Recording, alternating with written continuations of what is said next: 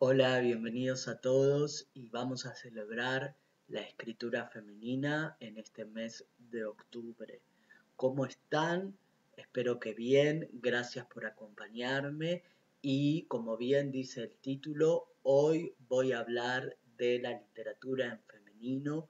Hoy voy a traerles libros escritos por mujeres. Ustedes saben que este es un terreno que a mí me apasiona. La idea es que les recomiende títulos que no haya traído al canal. Puede ser que no eh, respete quizás esta premisa en su totalidad, teniendo en cuenta que yo me la paso hablando de escritoras mujeres, eh, teniendo en cuenta que también hice un especial, el Book Tag de las escritoras, el año pasado, más o menos a esta altura.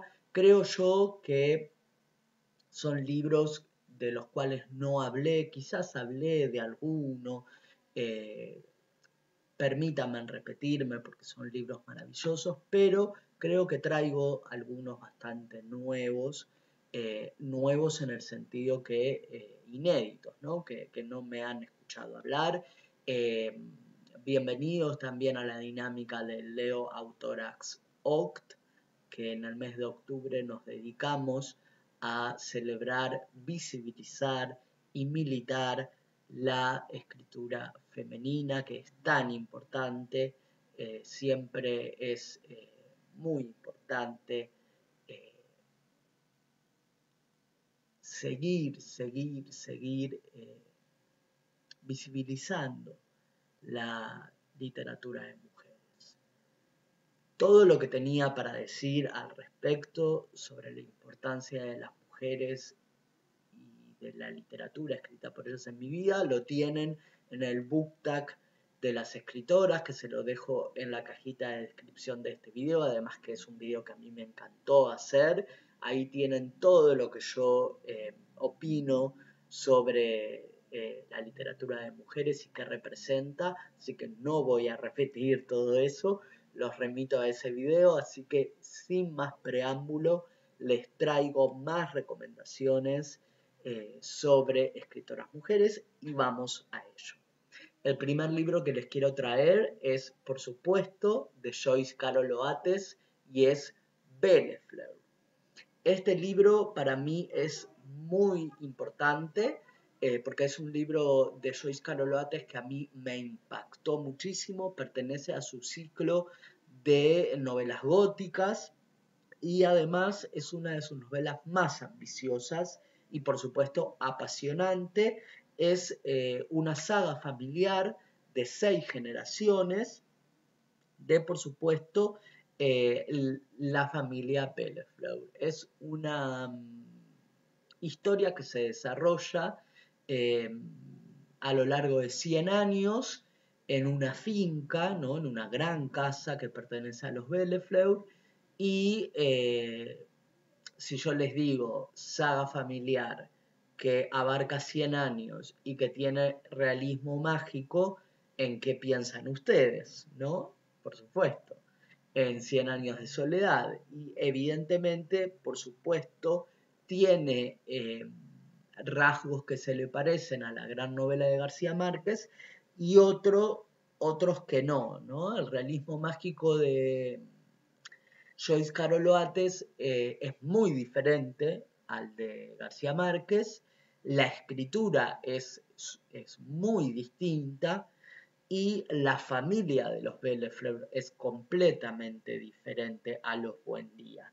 A mí es una novela que me pareció excelente. Esta familia es completamente apasionante, cómo desarrolla la novela Joyce Carol Oates es increíble.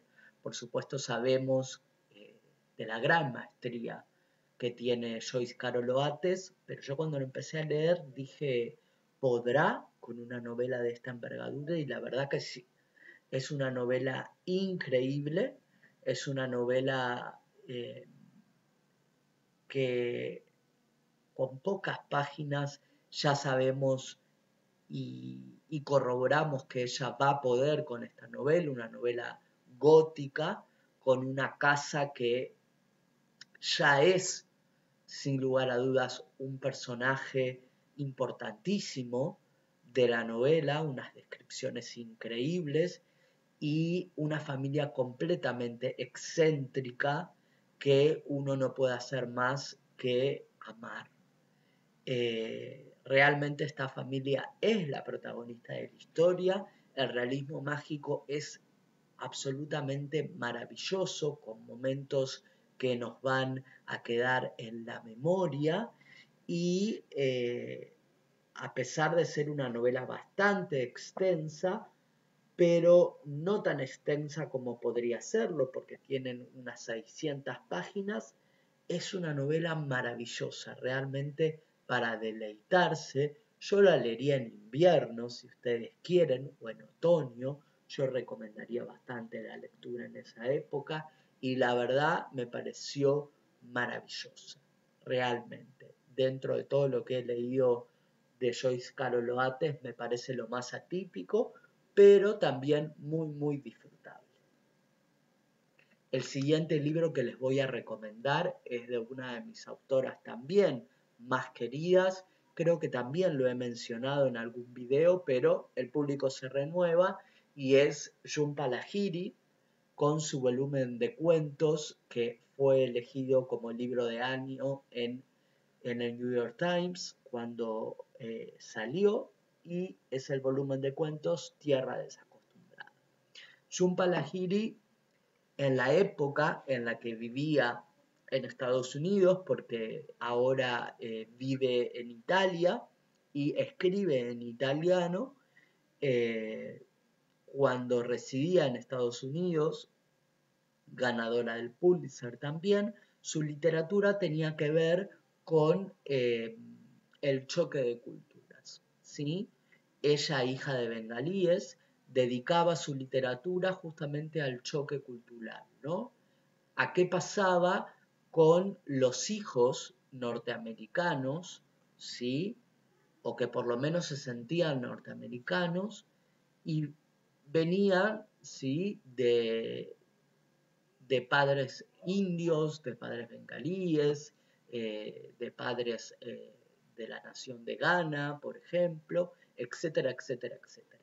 Ella basó su literatura en esos nuevos hijos eh, que tenían una identidad bastante compleja, ¿sí? En la globalización.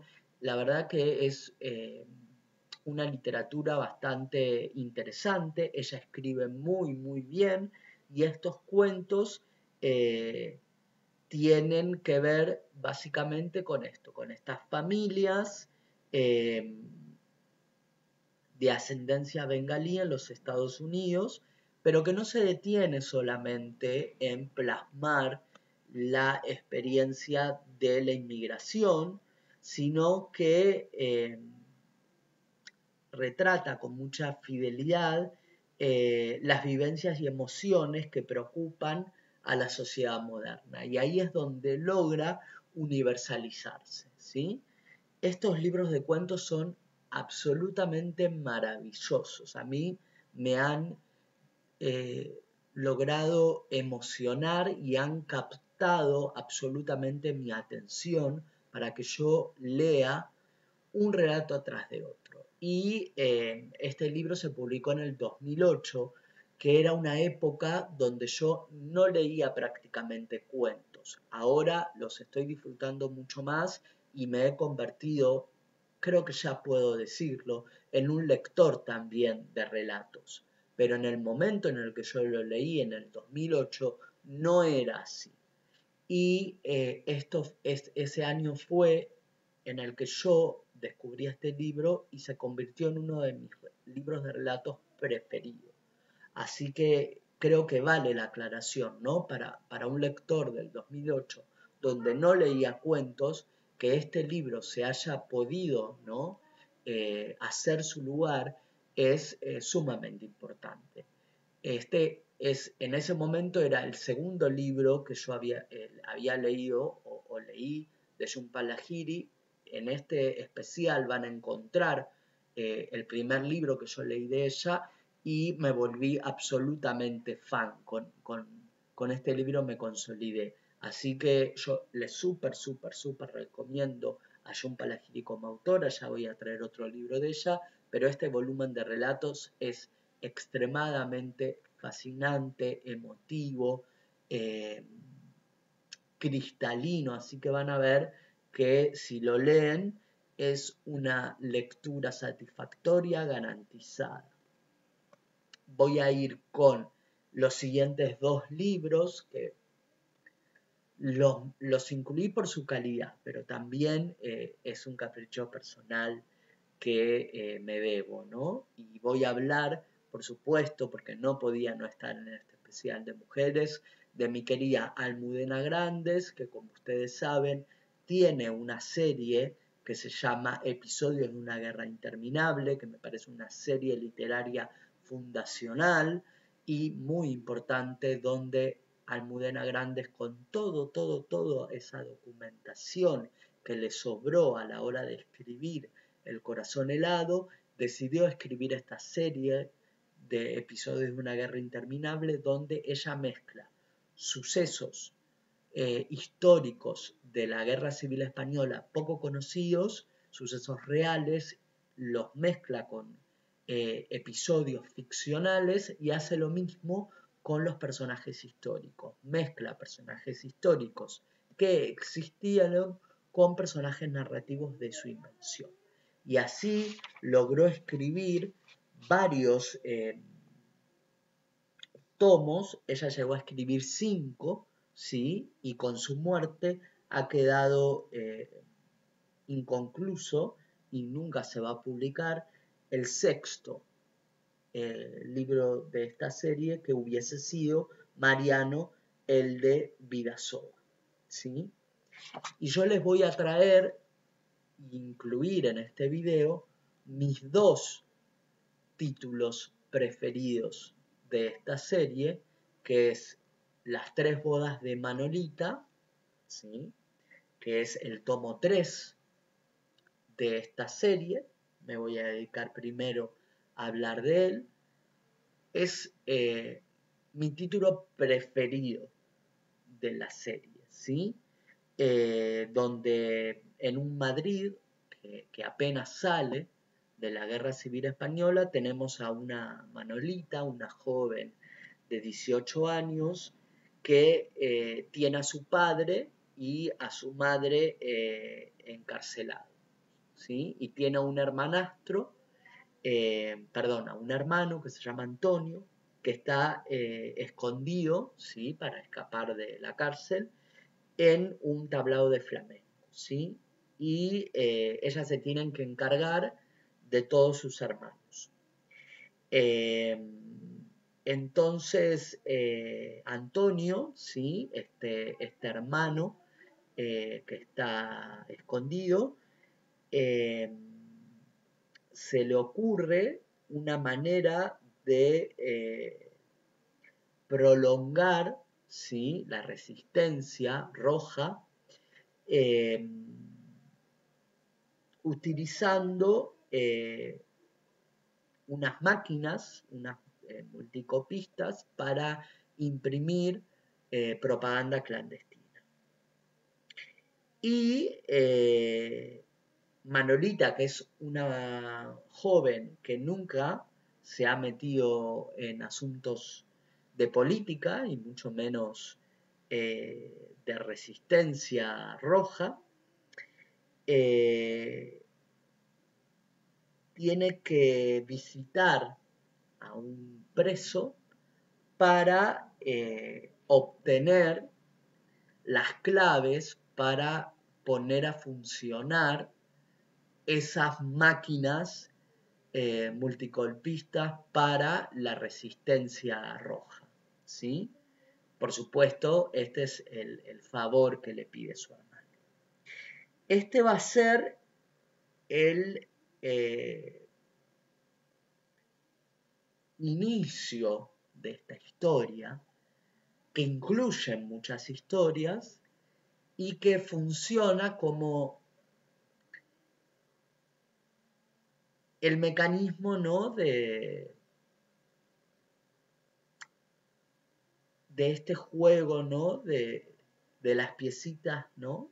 Eh, que uno las toca y empiezan a caer, ¿no? Todas de los dominó. La verdad es que es una de las novelas más hermosas de toda la serie de episodios de una guerra interminable, eh, donde cuesta eh, entender dónde está la ficción y dónde está la realidad. Los episodios que parecen ficticios son los reales y los episodios que parecen ser los reales son los ficticios. Es, como les digo, la novela que más me gustó de los episodios, obviamente escrita de una manera maravillosa como solo lo podía hacer Almudena Grandes. Y mi segunda preferida es la última que logró escribir, porque como les digo, con su muerte quedó inconclusa la que vendría a ser la sexta, y es La madre de Frankenstein, que lo que más me gusta de esta novela es su ambientación, por estar en su mayoría ambientada en un psiquiátrico, y que nos da un pantallazo de cómo era un poco el área de la salud mental en la década del 50 en España, ¿no? Y en la época del franquismo. Esta es la historia de un joven psiquiatra que tiene que volver a España para trabajar en el manicomio de mujeres de Cienpozuelos, al sur de Madrid, y ahí él se va a encontrar con Aurora, ¿sí? Aurora Rodríguez Carballeira, que es una parricida paranoica, muy inteligente, a la que él ya había visto cuando tenía 13 años, y conoce a una auxiliar de enfermería que se llama María Castejón, relacionada también de alguna manera con Aurora, y hay muchos personajes en este manicomio relacionados entre sí, relacionados con Aurora de alguna manera, y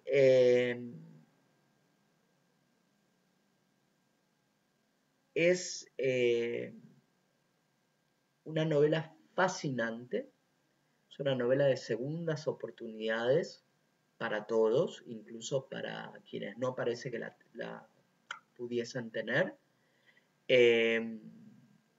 Me pareció una novela muy sensible, es una novela absolutamente femenina, eh, y todos sabemos que Almudena Grandes en eso tiene mucha pericia, mucha pericia. Eh, Estas dos novelas favoritas de la serie Episodios de una guerra interminable a la vez son muy diferentes entre sí, y pasa lo mismo con la serie en su totalidad.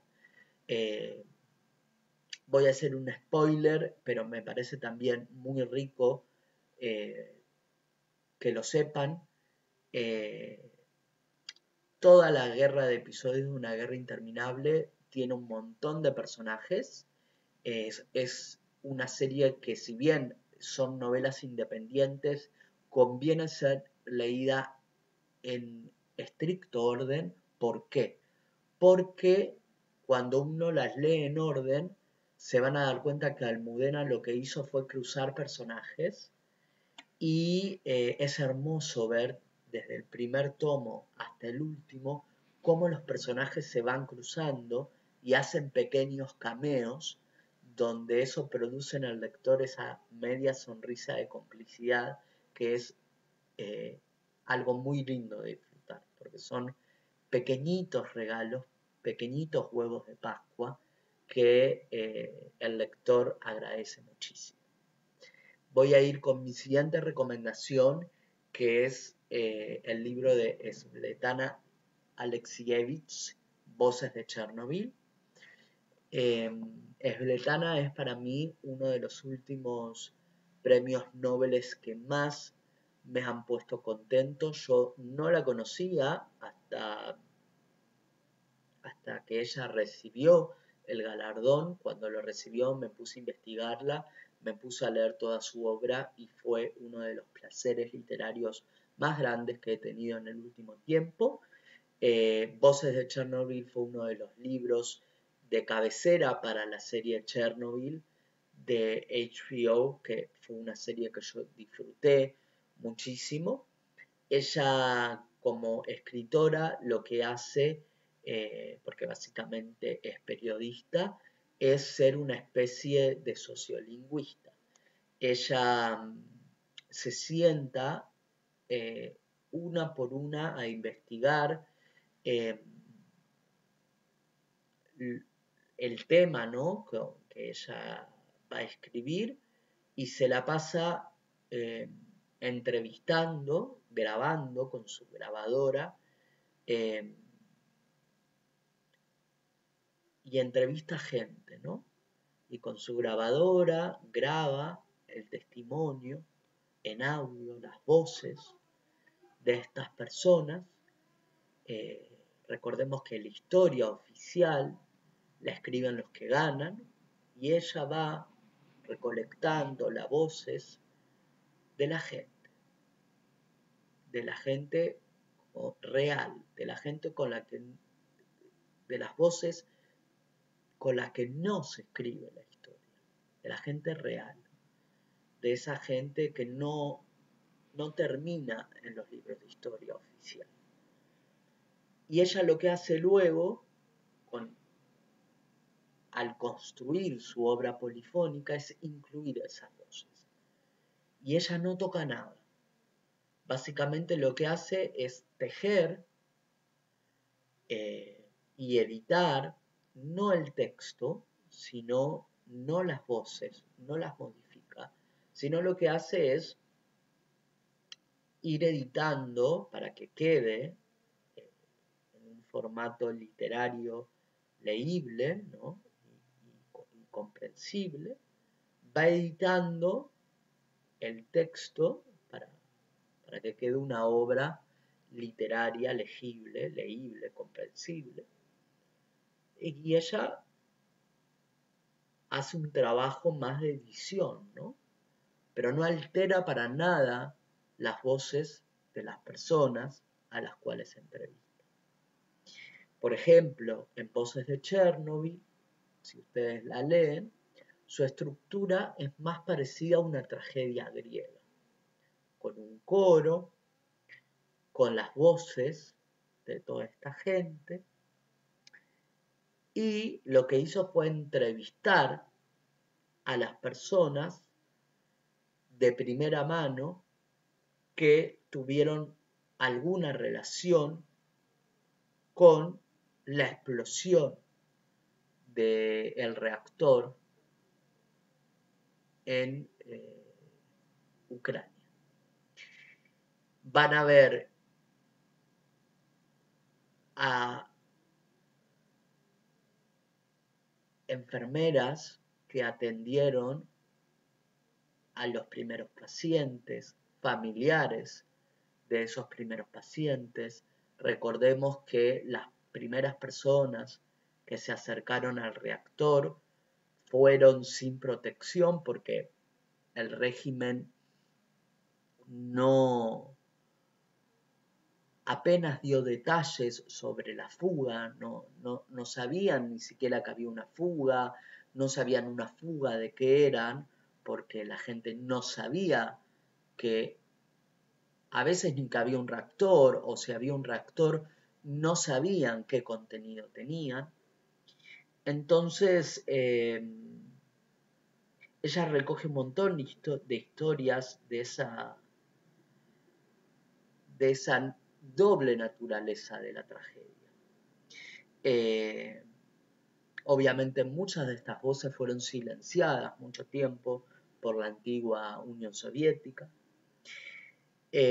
No tuvieron posibilidad de catarsis y me parece que esto es lo que les brinda Alexievich. Y cuando uno lee este libro, no tiene otra posibilidad que el horror. Y además la importancia, la riqueza de poder acceder a estas voces. Y que ella, por eso me encanta leerla, que ella no meta absolutamente mano en el registro vocal luego convertido al textual. Que no haya una palabra alterada. Eso es delicioso, ver el lenguaje de cada voz, con su sociolecto, con el estilo. Es de una riqueza y una posibilidad que nos da absoluta. Para mí es un libro que todo el mundo tiene que transitar. Voy a traer otro libro de Alexievich porque no puedo hablar de escritoras mujeres y no hablar de este gran aporte. Y como les digo, es uno de los premios Nobel que a mí más alegría me ha dado, justamente porque cuando un premio Nobel se otorga, y por eso me gusta que los premios Nobel primero se lo den a mujeres y segundo se lo den a escritoras que no son tan conocidas, porque el premio Nobel lo que permite es la traducción compulsa, obsesiva y compulsiva, y permite que escritoras desconocidas empiecen a ser traducidas de una manera obsesiva y adictiva, y todo eso ocupe estanterías en las librerías de todo el mundo. Y eso me apasiona, porque, por ejemplo, no conoceríamos a Alexievich en el mundo globalizado. Eso es lo que me encanta del premio Nobel, y cada vez que se otorga un premio Nobel yo digo mujer, mujer, mujer, mujer. Así que ese premio Nobel Alexievich a mí me puso muy contento. Ahora voy a ir con mi siguiente recomendación y es, por supuesto, no podría faltar, Virginia Woolf, y he hablado bastantes de la obra de Woolf, saben que soy fan, y quería traer un libro que nunca recomendé de ella y me parece sublime, y por eso traje Flush. Flush es, en palabras de Virginia Woolf, un divertimento. Ella considera que este libro en su carrera es malo. Ella dice que es un libro horrible y que nadie lo debería leer, y que además escribió este libro cuando estaba aburrida. Ya me gustaría a mí y a todos los escritores y escritoras del mundo escribir así cuando estamos aburridos, porque la verdad es un libro maravilloso. Es un libro maravilloso. Si así escribe cuando está aburrida, que así escribió cuando estaba aburrida, ¿cómo escribirá cuando está en el mejor uso de sus facultades? Que sabemos cómo escribe cuando estaba en el mejor uso de sus facultades. Flush es la historia de un perrito, narrada desde la voz de ese perrito. Y obviamente Flush, que es el perrito, no solamente narra, digamos, sus sentimientos, ¿no? Y su visión del mundo, sino que obviamente va a contarnos todo lo que acontece en el mundo según su visión. La verdad que es un libro fascinante, hermoso, fresco, y que les va a sorprender a todos y a todas. Seguramente no lo conocen, pero es maravilloso. maravilloso, es una joyita, es una perlita, no es muy extenso, tiene aproximadamente 145 páginas y es adorable. Así que si no lo conocen, vayan a leerlo, porque bueno, siempre es hermoso leer a Virginia Woolf, pero Flush la verdad que es un bocadito para disfrutar. Y siguiendo con literatura inglesa, con escritoras inglesas, con escritoras del espectro queer, LGBTQIA+, espero no haberme olvidado de ninguna sigla. Voy a hablar de Sarah Waters, que también la he traído bastante al canal porque es una de mis escritoras preferidas. No sé si la traje con este libro, yo me animé a incluirlo porque creo que no hablé de él. Si hablé de él, les pido disculpas. Y el libro es Afinidad. Sarah Waters es una escritora lésbica que ella tiene la particularidad de, o por lo menos por lo que se hizo famosa, es de escribir libros victorianos con presencia queer, con presencia lésbica.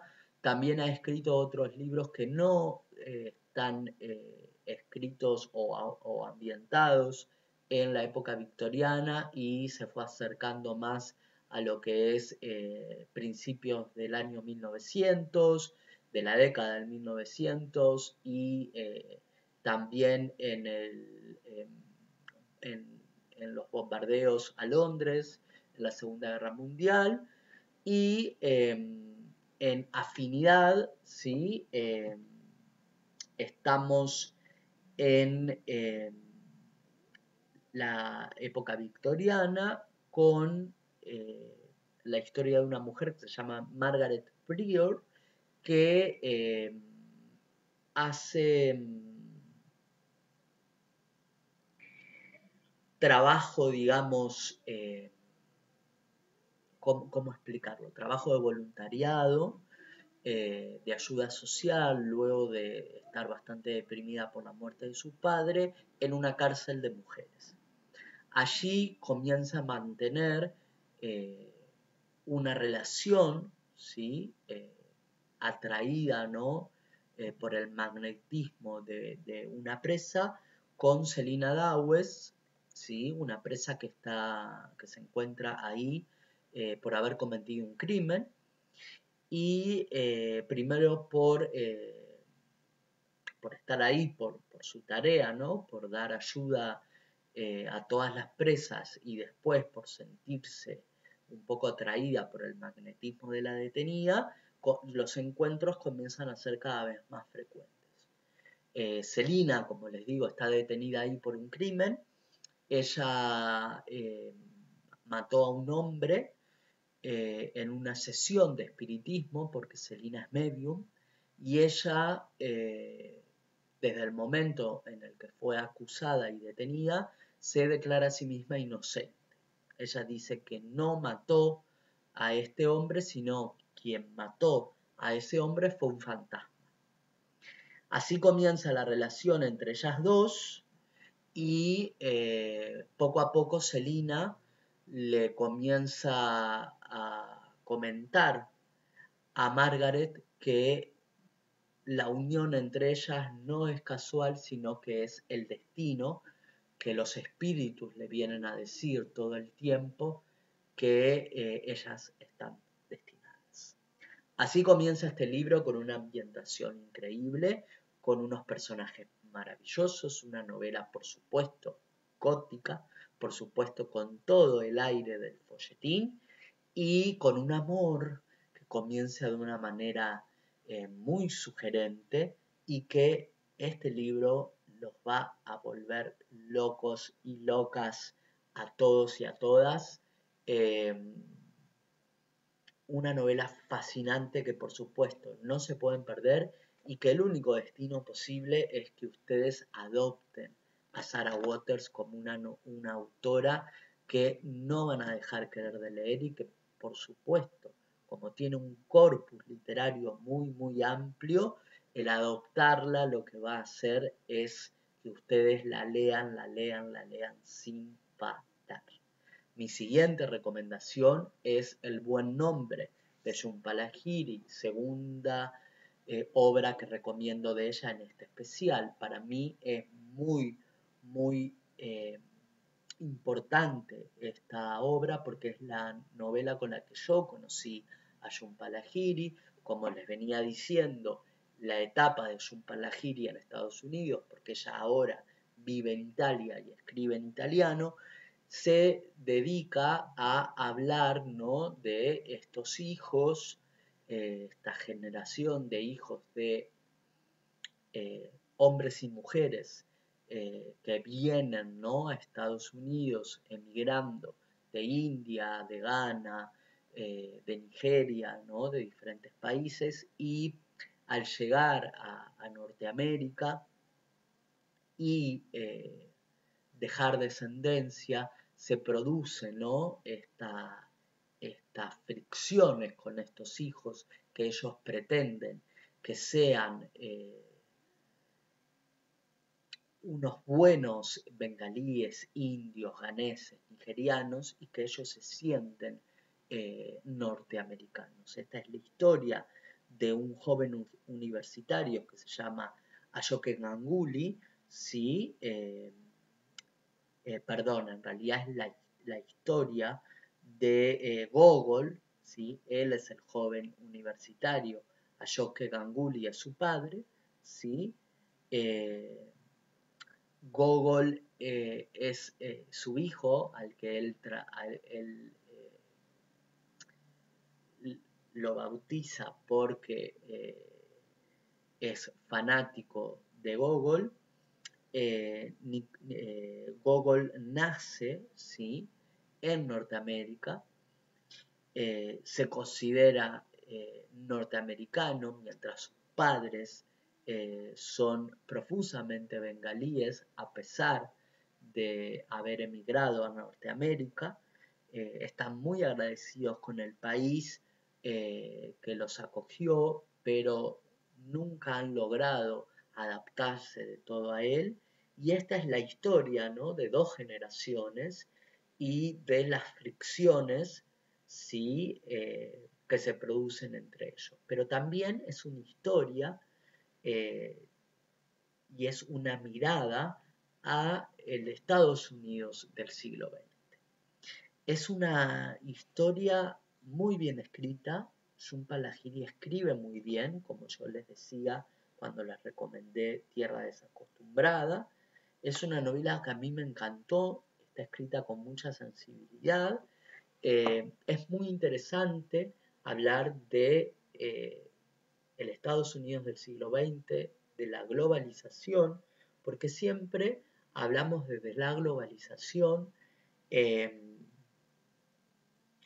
desde la mirada de nuestras nacionalidades, por decirlo, puras, nativas, ¿no? Desde un libro del fin del mundo argentino, nativo, ¿no? Pero me parece muy interesante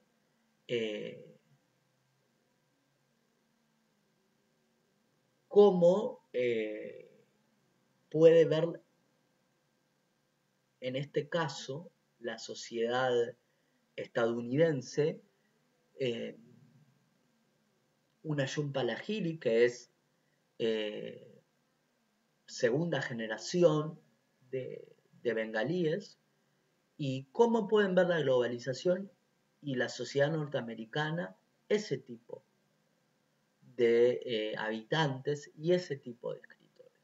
Me interesa muchísimo más que un ciudadano nativo. Así que por eso recomiendo esta novela, que es sumamente maravillosa.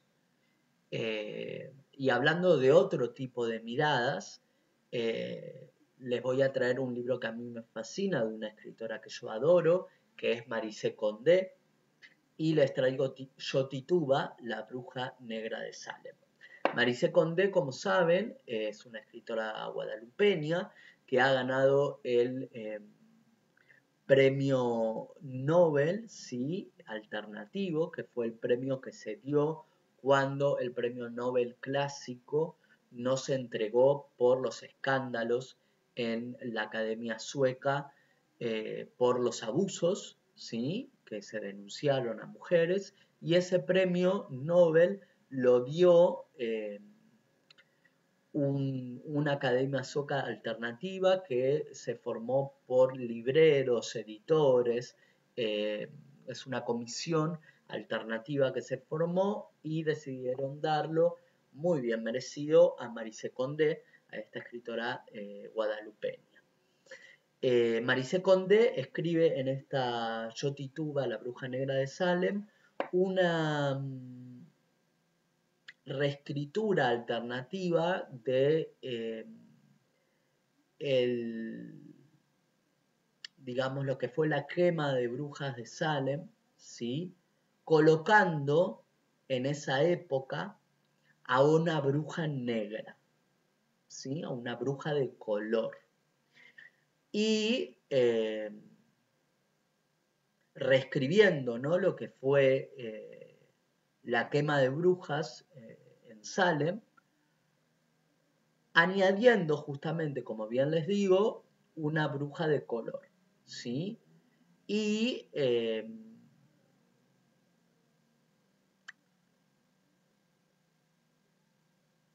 cambia completamente la mirada, ¿no?, sobre las quemas de brujas, porque, a ver, por supuesto, nosotros hoy le damos una visión completamente actual y feminista y de género, y sabemos que en esa época a las mujeres se la quemaron, a las brujas las quemaron por mujeres, las quemaron porque tenían todo el conocimiento de la época, ¿sí?, porque eran parteras, porque tenían el conocimiento de las plantas, porque no soportaban que las mujeres estuvieran agrupadas y en conjuntos, ¿sí?, mientras los hombres no podían tener esa capacidad de agrupación y no tenían esa capacidad de agrupación inteligente. Y nosotros podemos hoy entender todo eso, ¿no?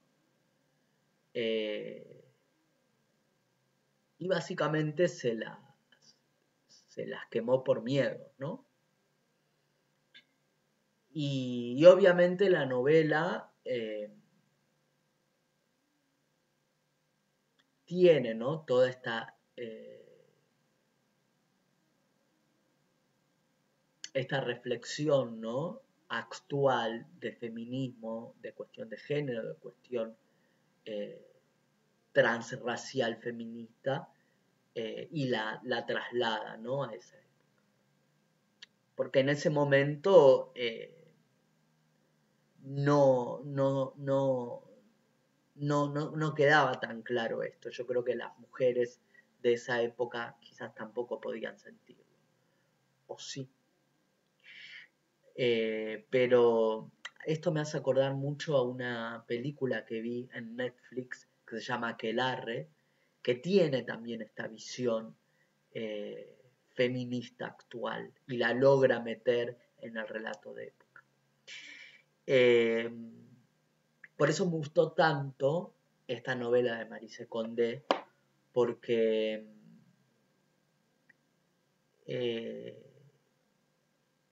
logra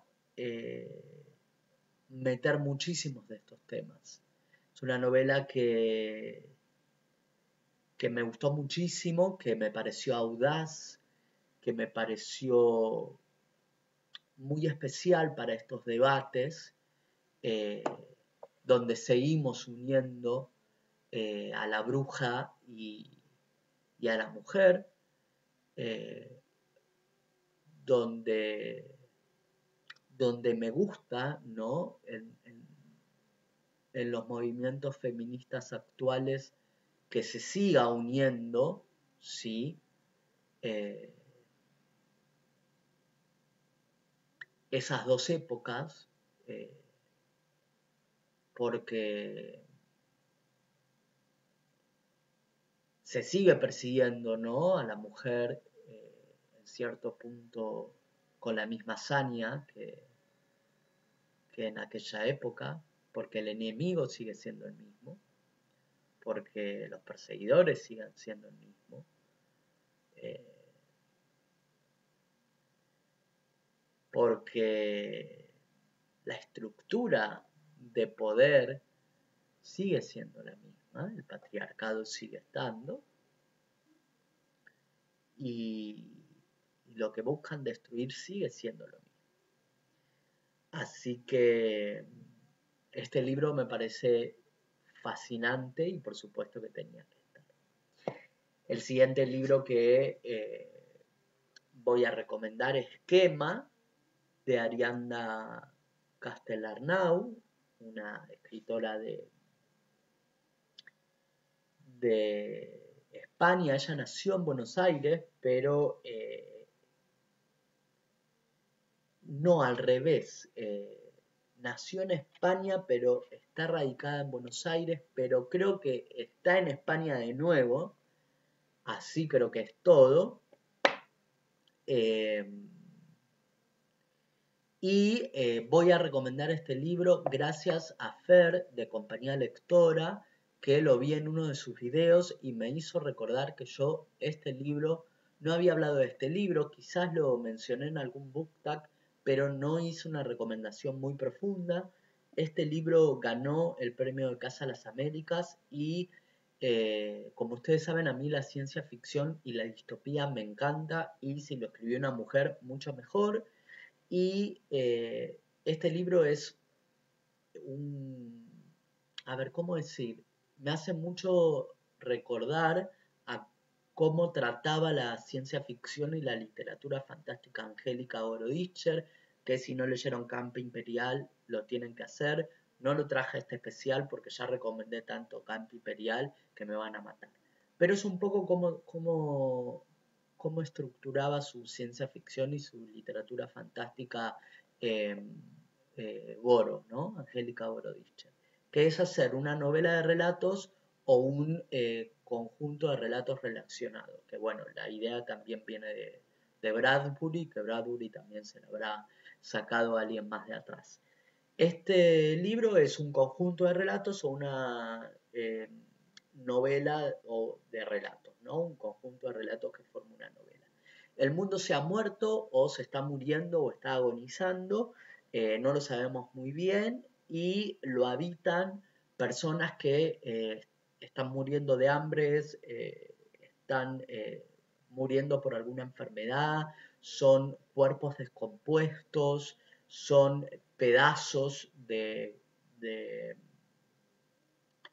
cuerpos que eh, forman algo parecido a un cuerpo, y están eh, abandonando a sus hijos, esperando que alguien los encuentre para tener una vida mejor, y estas personas que son el despojo de una persona se arrastran esperando la muerte o tratando de buscar eh, algún lugar de amparo, eh, esperando que ese rincón les brinde un lugar mejor. Acá no es importante saber qué le pasó al mundo, porque de hecho creo que no lo vamos a saber. Eh, Acá en esta cartografía de este mundo, lo único que importa es saber qué vamos a hacer con estos despojos que somos, estos despojos que van encontrando otros despojos. despojos, y es algo que tenemos que solucionar en los relatos. Realmente es un libro aterrador, ¿sí? Porque estos cuentos son un knockout, un round contra otro, ¿sí? Entre despojos que se encuentran con estos despojos. ¿Podemos hablar de naturaleza humana?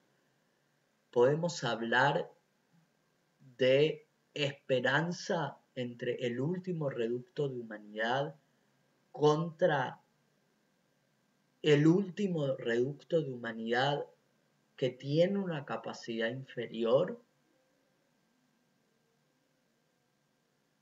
ante el primer interlocutor que yo les hablé? La verdad que es un libro como pocas veces yo he leído, es un planteo distópico como yo pocas veces he visto. Así que estéticamente y en su planteo moral, si se quiere, van a encontrar uno de los mejores libros de ciencia ficción muy, muy poco conocido que hayan visto. Mi siguiente recomendación es Premio Goncourt de las letras francesas, Leila Slimani, Canción Dulce. Uno de los libros que más me ha traumado en la vida y que por supuesto no podía traer. Debo todavía la adaptación fílmica que la pueden encontrar como The Perfect Nanny o Chanson, no sé decir francesa. A ver.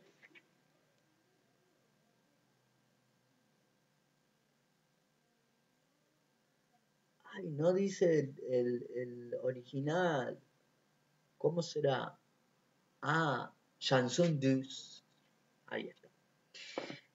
Con esos dos títulos la pueden encontrar la película. No la vi todavía. Cuando la vea les cuento. Aquí tenemos la historia de un matrimonio hamburgués, ¿sí? En Francia, donde la mujer, luego de dedicarse a la maternidad y a la crianza de dos niños, decide volver a trabajar, ¿no? Entonces, para eso van a tener que contactar y contratar a una niñera. Luego de un largo proceso, deciden contratar a Luis, ¿sí? Que muy pronto conquista el corazón de los niños. Ella también, poco a poco, comienza a volverse indispensable en la estructura de la familia y en la estructura laboral de la pareja, ¿sí? Ya prácticamente no pueden hacer nada sin la ayuda de la niñera, ¿no? Esto comienza a convertirse en un drama que poco a poco logra alcanzar niveles enloquecedores. Es un thriller muy, muy inquietante que pone los nervios de punta y que comienza con el final.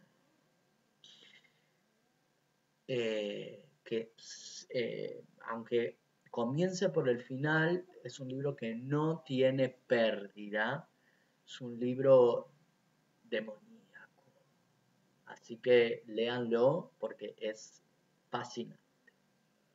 El siguiente libro que les voy a recomendar, como les había prometido, es otro libro de Svetlana Alexievich que se llama El fin del Homo Soviéticus. Que bueno, el Brisi hace imposible que se vea muy bien, la tapa es maravillosa y ya hablé de la técnica que utiliza Alexievich a la hora de armar su literatura y aquí de lo que nos habla es de el trágico momento que fue, obviamente que hubo gente que lo vivió como un triunfo, pero el trágico momento que fue la perestroika y la caída del muro de Berlín y además la llegada del capitalismo a los países de la vieja Unión Soviética y sobre todo a Rusia. Cuando yo me refiero a trágico, me refiero, y esto tiene que ver con con el argumento del libro, no es que estoy tomando una posición política, sino porque Svetlana lo que hace aquí, como hizo con Voces de Chernobyl, es entrevistar a un montón de personas eh, en varios países de la Unión Soviética, pero sobre todo ex Unión Soviética, pero sobre todo en Rusia, y entrevistar a todas estas personas, las que estaban o quienes consideraban que la Unión Soviética tenía que seguir y los que consideraban que la llegada del capitalismo es mejor. El libro es fascinante porque lo primero que hay que dejar en claro es que cuando se construyó el Homo Sovieticus, ¿sí? el hombre de hombre o mujer, ¿no? El Homo Sovieticus, para el Homo Sovieticus no había nada más importante que la idea, ¿sí? Lo más importante es la idea. Entonces, más allá de cualquier ideología a favor o en contra de la Unión Soviética, el desmoronamiento de la misma ya es un golpe. Después, por más que el capitalismo haya llegado a Rusia y a la Unión Soviética, eh, no trajo la conversión al capitalismo, no trajo una instantánea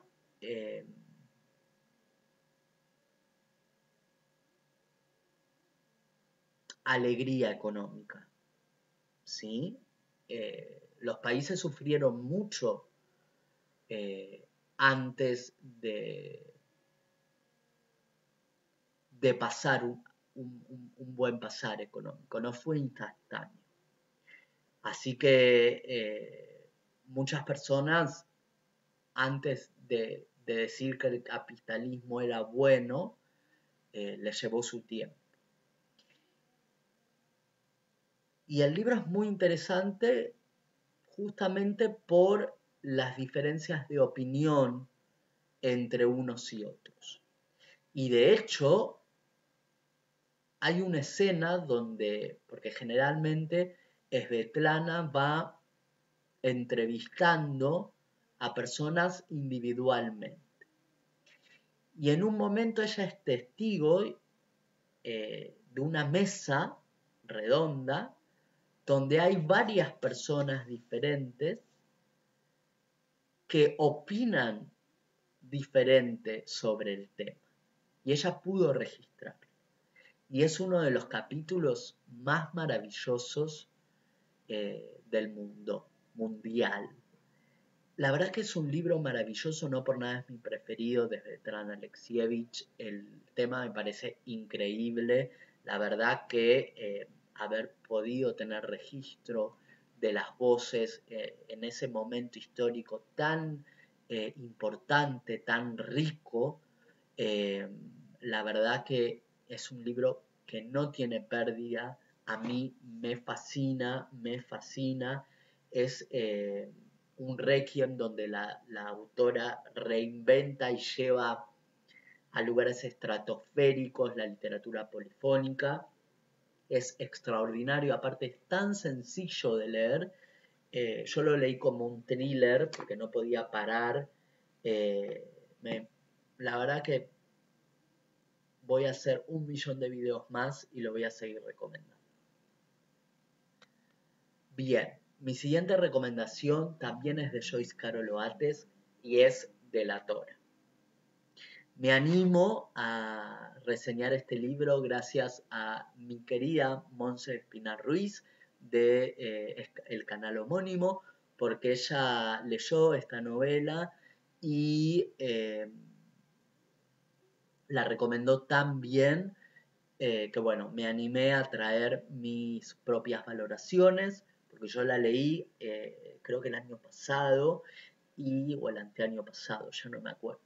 Y nunca me había animado a comentarla porque había quedado como muy afectado. Por supuesto, lean a Joyce Carol antes, porque ya aparece y aparecerá en muchos videos míos. Saben que es mi autora preferida hasta el momento, hasta que repitan conmigo. Lea Rosario Castellanos y la de Roque. Pero bueno, hoy por hoy Joyce Carol Oates es mi escritora preferida, ahí no hace shibirishi. Y bueno, cuando leí Delatora, tuve muchas sensaciones. Yo ya venía siguiendo todo lo que salía sobre este libro en entrevistas que hacía ella.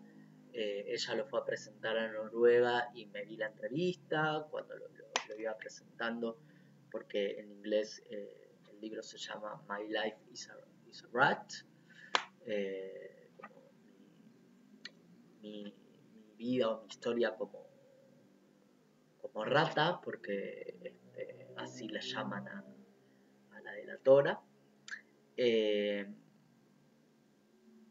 Y la verdad que tenía mucho miedo de leer este libro porque es un libro bastante fuerte. Lo confirmé cuando lo leí y por eso me costaba reseñarlo. Pero es un libro que a pesar de ser fuerte es tan importante porque tiene una trascendencia social y psicológica tan importante que por eso vale la pena hablar de él. Hay libros de los cuales vale la pena hablar y por eso yo no quería quedarme afuera de la recomendación de este libro. Delatora está protagonizada por una niña que se llama Violet Rue Kerrigan. Este pequeño pueblito donde ella vive es un pueblito al norte de Estados Unidos. Y en este libro ella va a recordar determinados sucesos que empiezan de manera trágica a los 12 años y terminan unos años más tarde. La historia es más o menos así. Ella es testigo a sus 12 años de un asesinato racista en su localidad, de cómo, no recuerdo si son adolescentes de unos 17 años o ya son mayores, asesinan de una manera salvaje a un joven afroamericano en su pueblo natal.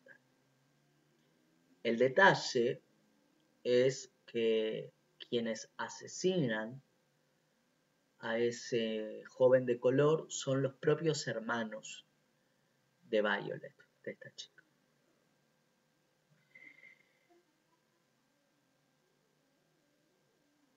La cuestión es que Violet no se queda callada y delata a sus propios hermanos. Este hecho, que por supuesto lleva a la cárcel a sus hermanos, hace que toda la familia la destierre. Y este es el principio de una novela donde la violencia que ella no inició acompañe a la pequeña Violet a un camino infernal. Esta es una historia que no tiene concesiones ni con Violet ni con el lector, que por supuesto explora la misoginia, el abuso sexual, la violencia a las mujeres, el racismo, que la familia y compartir sangre no quiere decir absolutamente nada. Que la familia a veces es una palabra absolutamente vacía, la hipocresía de la familia, ¿sí? Es una novela horrorosa, pero hermosa. Es un libro que vos lo vas leyendo y decís, no cabe más horror. Y sí. Es una novela que trata de las 1001 maneras que se puede romper a una mujer y de las 1001 maneras en las cuales la misma mujer puede salir adelante. Es una novela donde las mismas páginas te van enseñando cómo es posible eso, hasta la última página. Joyce Carol Oates escribe de una manera fascinante. Me parece que es una de las novelas que mejor sintetiza todo el universo literario que ella ha forjado durante toda su vida.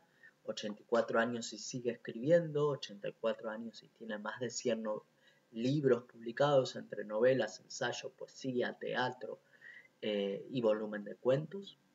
Así que no saben por dónde empezar con Joyce Carol Oates, empiezan por Delatora. Ahora voy a recomendar un libro que me da mucho orgullo traer porque es uno de los libros que a mí me han gustado en mi trayectoria como lector y considero que es un libro fundacional. Y les traigo Desde la noche y la niebla, de Juana Donia, Mujeres en las cárceles franquistas, con prólogo de Almudena Grandes. Cuando hablaba de ella con esos libros, les contaba que ella se había documentado bastante para escribir El corazón helado y los episodios de una guerra interminable, y uno de los libros que ella utilizó fue este, Desde la noche y la niebla, de Juana Donia, Mujeres en cárceles franquistas. Juana Donia fue una dirigente comunista, feminista y sindicalista, y escritora también, escritora. Ella sufrió persecución y cárcel durante la dictadura franquista. En 1947, Eva Perón realizó una gira por Europa y tuvo una parada en España. Juana Donia había sido condenada a muerte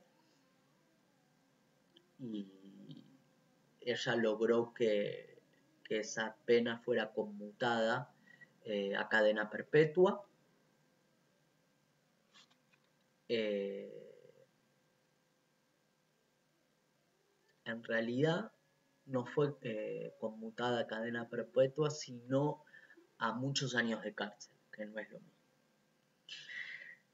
Estas memorias son las memorias de Juana Donia en la cárcel y un poco también las memorias de otras compañeras que ella ha tenido ahí. Lo interesante de este libro, cuando yo les digo, por un lado, ¿no?, es lo fundacional que fue. Todos sabemos que existen bastantes libros sobre las 13 Rosas, ¿no?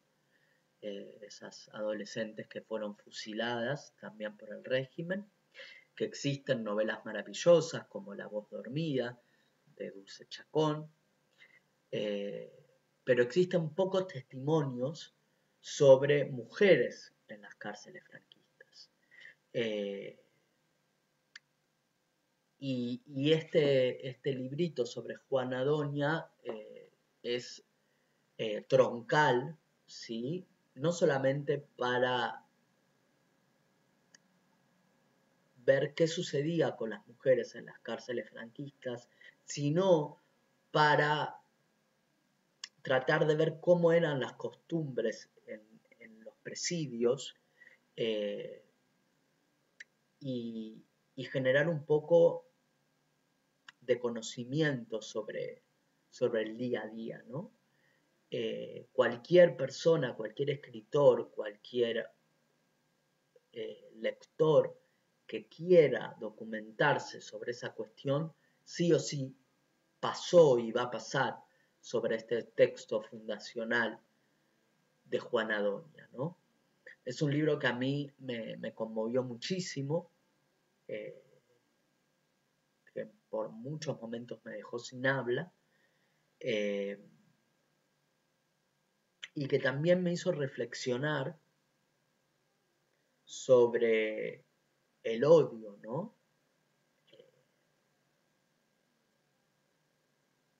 que había desde los azules hacia las mujeres rojas, comunistas, socialistas. Lo fuerte que fue para ellos el hecho de que estas mujeres dejaran la tranquilidad del hogar, se intelectualicen, acompañaran y lucharan de igual a igual con el hombre, salieran a la calle cuando hubo que salir y defender la República, y lucharan en igualdad, en paridad, junto al hombre, o incluso a veces en estadio superior, y defendieran la República en las que ellas creían. Hay una hazaña muy específica en las mujeres que yo noto, por lo menos, es opinión personal, desde lo que leí. Este libro es increíble, así que si les interesa leerlo, aquí lo tienen. Desde la noche y la niebla, de Juana Donia, Mujeres en las cárceles franquistas. Voy a seguir con una escritora maravillosa, que es Clarice Lispector, ya saben, y les voy a recomendar La hora de la estrella. Es una de las novelas más sensibles de Clarice Lispector, una, creo yo, de las menos herméticas, y aquí estamos con un personaje tan bonito que se llama Macabea. Accedemos a ella mediante una pirueta de narración que no les voy a decir cuál es, porque me parece maravillosa. Es un personaje al que se lo pinta de insignificante, de escuálido, de humilde, es un personaje que cuando empieza no entiende muy bien quién es, no, no se sabe muy bien, no entiende ella muy bien qué es, quién es. Y vamos a acompañar a esta pequeña mujer del norte de Brasil que llega a Río de Janeiro para descubrir muchas más cosas que su propia esencia.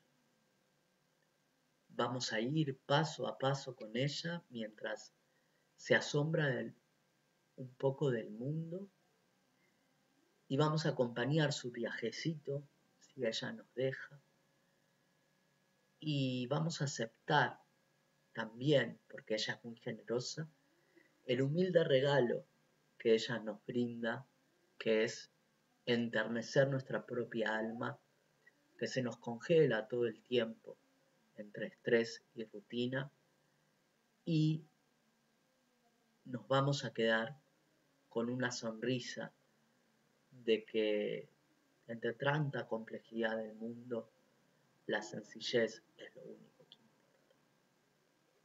Hermoso libro. Voy con mi siguiente recomendación, que es Elsa Osorio, autora argentina, a 20 años luz. Este libro en la literatura argentina que tiene que ver con la dictadura y con los derechos humanos es sumamente importante, se ha vuelto un clásico para las letras latinoamericanas.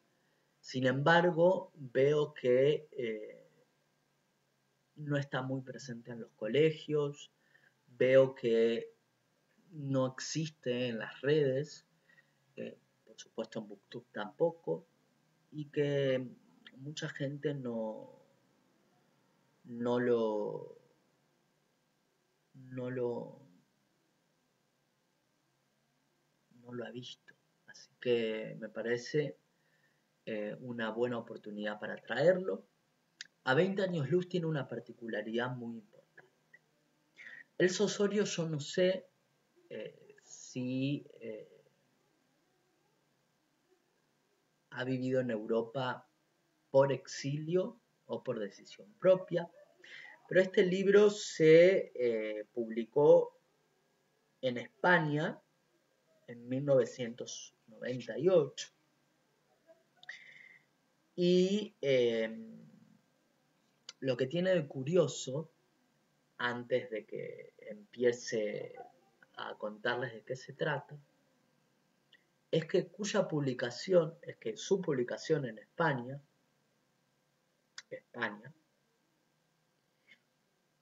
España, se condice, así, con la aparición y recuperación en Argentina del primer nieto por las abuelas de Plaza de Mayo.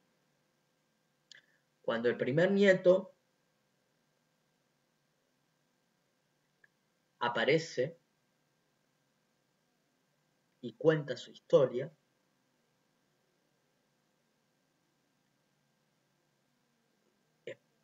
en detalles es prácticamente igual a lo que escribió Elsa Osorio con 20 años luz. Y no hay manera de que estén comunicadas porque hay océanos de distancia y no había redes. Entiendan lo que le digo, y es más, acá me estoy fijando que no es que se condicen en el tiempo, sino que la novela es anterior. Primero se publica la novela, después se recupera el primer nieto. Tiene este detalle que no es menor. A 20 años luz trata la historia de Luz, que con la llegada de su primer hijo, ella empieza a recuperar algo en su cerebro, una sensación que se va instalando en su pecho y comienza a sentir que ella podría ser hija de desaparecidos. Entonces comienza a realizar una búsqueda para llegar a la verdad. La novela es una novela polifónica que va siguiendo las voces de varias personas. Primero la de Luz, luego la de su madre, una presa política secuestrada en la ESMA en 1976, la de su padre exiliado en España, que ve con resentimiento a la Argentina, la de una de las amantes de uno de los torturadores, la voz de los apropiadores y, entre otros, las voces de sus verdugos. Así ella va a ir reconstruyendo su historia personal y con ello las de uno de los periodos más oscuros de la historia argentina. Este libro es un libro que a mí me dejó completamente sin palabras. Es un libro con un lenguaje sencillo, costumbrista. Yo creo que si hubiese sido un libro con un poco más de poesía o florituras, nos hubiese corrido completamente más del eje de la cuestión. Es un libro donde el cuerpo, obviamente, ya sea como noción de cuerpo retenido, desaparecido, buscado o no hallado, no deja de estar presente y es algo que hiela la sangre.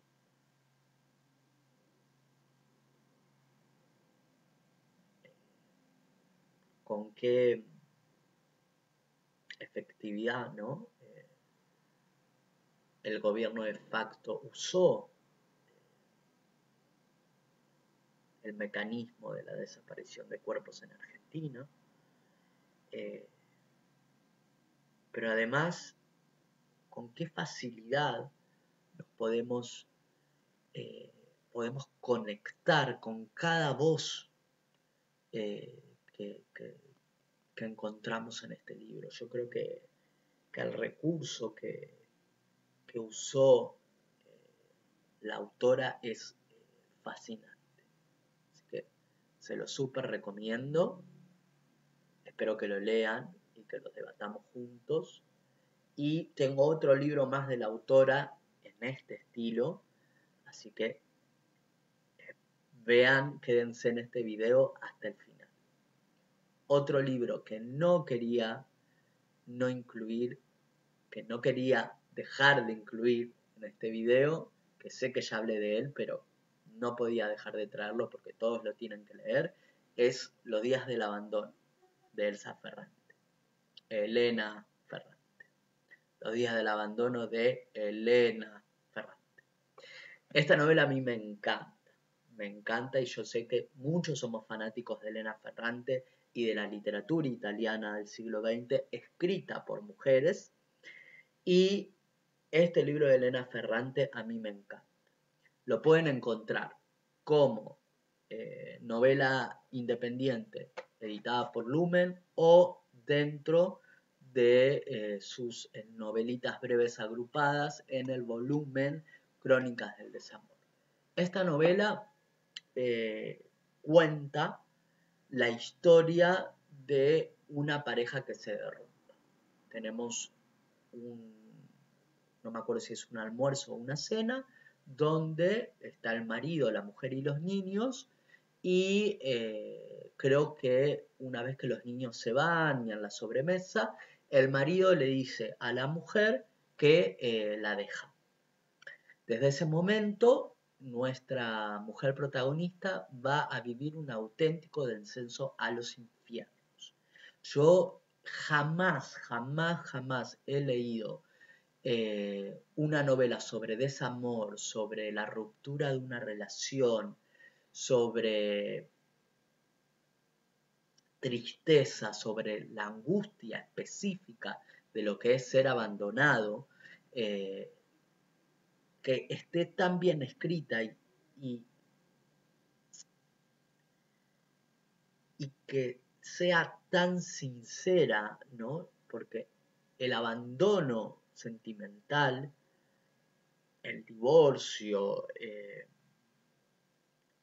no es una melancolía y una depresión como cualquier otra, es muy específica, con una tristeza que no es con cualquier otra, con sentimientos, sobrepensamiento, eh, que no es como, o sea, no es como cualquier otra tristeza o como cualquier otro desamor, es muy específico. Y la verdad que este es el libro específico que uno tiene que leer para ese tipo de, cuando uno quiera encontrar o referirse o autorreferenciarse para ese tipo de desamores. Qué libro, qué escritura maravillosa.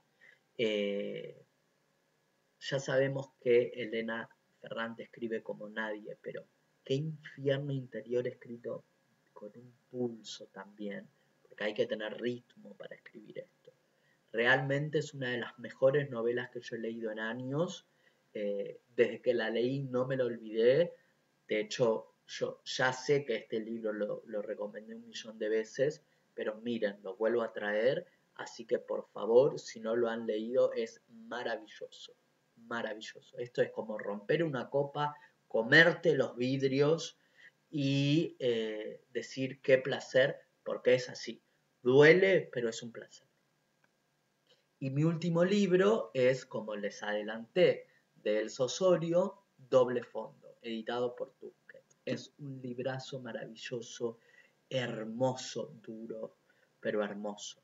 Acá estamos en el 2004 en Francia y aparece el cuerpo de una médica, sí, ahogado, en las costas de un tranquilo pueblo de Francia, ¿sí? Una periodista respetada quiere cubrir el suceso para un pequeño periódico local.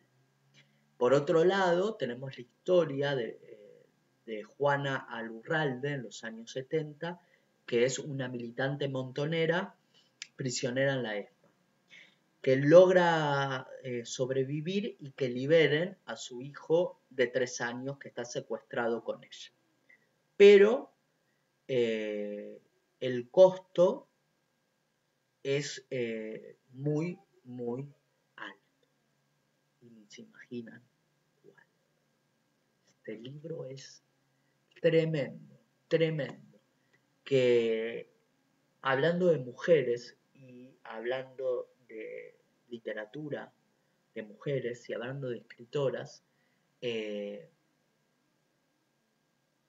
me hace pensar esto, para bien y para mal. Cuando una es mujer y es escritora, cuando es escritora es doblemente escritora. Cuando una mujer es lectora es doblemente lectora.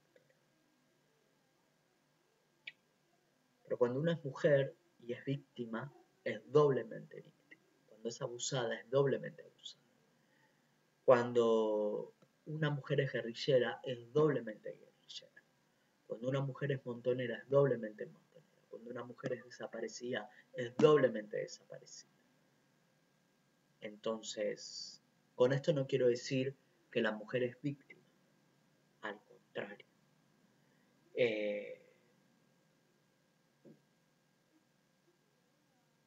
Lo que yo quiero es un mundo mejor para las mujeres, con más derechos, con más inclusión, porque nunca vamos a ser una sociedad mejor si no es una sociedad mejor para las mujeres.